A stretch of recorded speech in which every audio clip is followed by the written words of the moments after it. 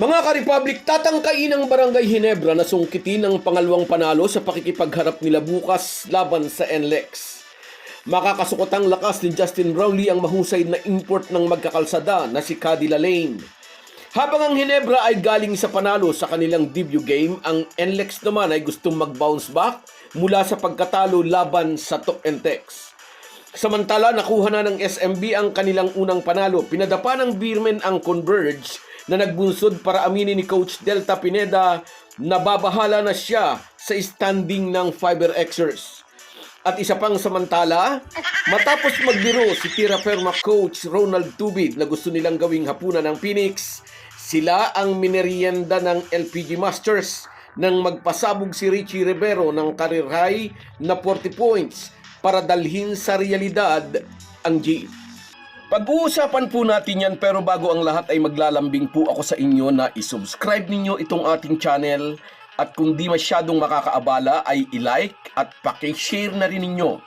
Malaking bagay po yan sa aming mga vlogger. Maraming salamat. Mga ka-Republic, sa debut game ng Ginebra kung saan ipinamalas ni Justin Brownlee ang kanyang all-around brilliance, muli itong masusubukan sa kanyang pakikipagtuos sa mahusay ding import ng NLEX na si Cadila Lane. Consistent na double-double threat ang 6'10" Road Warriors import sa kanilang unang tatlong laro. Pero natalo sila sa Tok and Tex sa kanilang huling laban. Kaya naman, delikadong kalaban ng NLEX para sa Ginebra. Gustong bumawi ng mga bataan ni Coach Jong Wichiko matapos mantsahan ng tropang 5G ang kanilang record. 2-1 ang NLEX and 1-1 naman ang Ginebra. Papalaot ang Ginebra sa labanan na wala si Jason David. Titingnan ni Coach Tim Cone kung ano ang maitutulong ng rookie si Jan Abis na nabigyan na ng minuto sa unang laro ng mga mag-aalak. Habang pinuno ni Justin Brownlee ang stat sheet, sa kanyang 31 points, 10 rebounds, 5 assists, 2 steals and 2 blocks, si RJ Abarientos naman ay nagpasabog ng 25 points, 6 rebounds and 7 assists. Nagdagdag ng 13 points at 6 boards si Stephen Holt, samantalang may 11 points si Troy Rosario plus 9 rebounds. May 10 points naman si Norbert Torres. 0 point ang nagbabalik na si Isaac Go pero may 4 na rebound sa kanyang 11 minuto sa sahig. Sapat ba ang mga numerong ito ng Ginebra Core para tapatan ang mahusay na kupunan ng NLEX na pinangungunahan ni Cadila Lane at Robert Bolick? Ang 6'10" na sila Lane ay may wingspan na 7'5", ang sasandala ng NLEX sa ilalim na magiging malaking balakid kay Japit Aguilar pati na kay Justin Brownlee na nagawang dominahin si Tony Mitchell ng Black Knights. 6'7" lang si Mitchell, mas matangkad ng 3 inches ang NLEX import. Sa kanilang huling laro laban sa Tok and Tex, 26 points si Robert Bolick. Sino ang pipigil sa kanya? Kaya ba siyang i-contain ni Stephen Holt? After na magpasabog ng 25 points si RJ Abarientos, tiyak na naghahanda ng depensa para rito si Coach Jong Wichiko. Hindi pa rin sure kung makapaglalaro na si Scottie Thompson sa game bukas. Magandang match-up sana si Scottie laban sa tirador ng NLEX.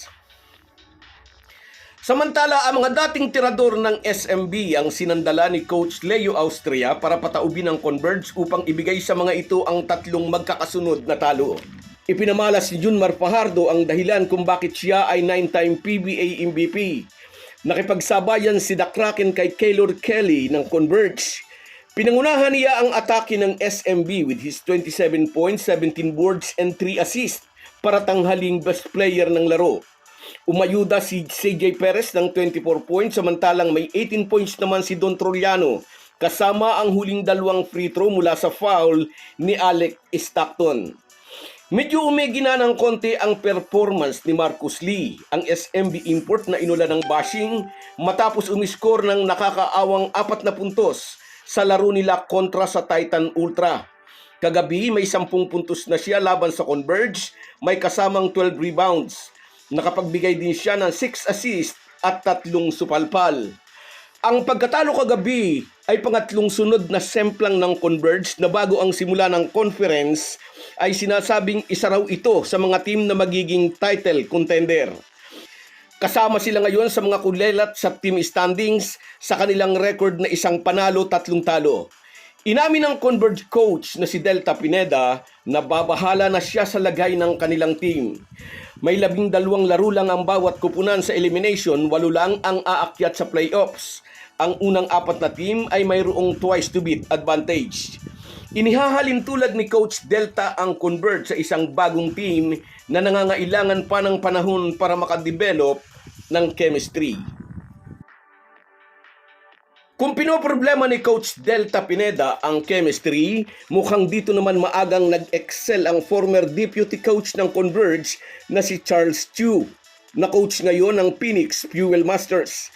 Kagabi, lutang na lutang ang chemistry ng Phoenix matapos nilang tambakan ng dating walang talong Terra Firma Jeep.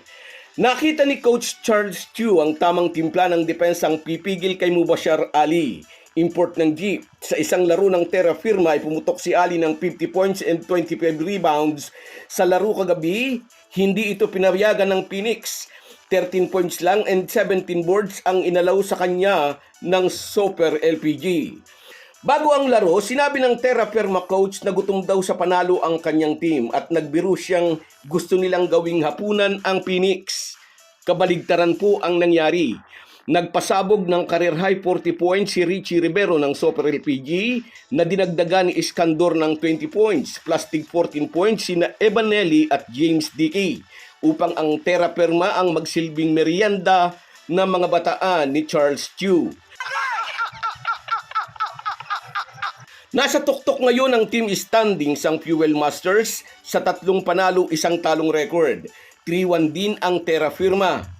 Komento ng veterano ng Jeep na si Maverick Ahanmisi, kailangan ng kanilang team ang pagkatalong iyon laban sa Phoenix upang magising silang lahat sa katotohanang lalo pang magiging mahirap ang mga susunod nilang laban. So guys, yan lang muna. Hanggang sa muli.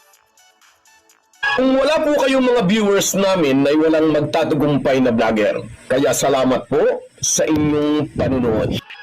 Kahit gaano po tayo kabisi ay huwag po nating kalimutan ang ating buhay espiritual. Lagi po tayong magpasalamat sa bawat araw na dagdag sa ating buhay. Malaki po ang maitutulong ng pananalangin araw-araw. Isang paalala po mula sa inyong Halo Halo Sports Republic.